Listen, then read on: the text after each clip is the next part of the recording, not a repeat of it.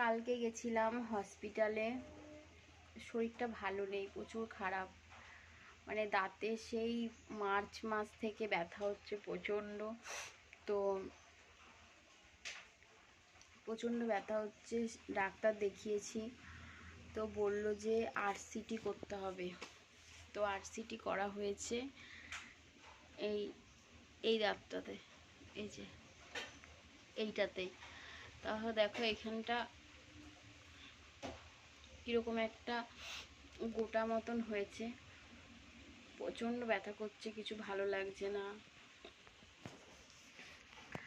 অংশুর আজকে স্কুল ছিল, স্কুল থেকে এলো, ওর পরীক্ষা ছিল, তাড়াতাড়ি ছুটি হয়ে গেছে।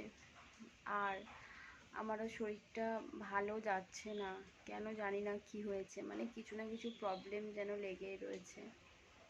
তো বন্ধুরা, যদি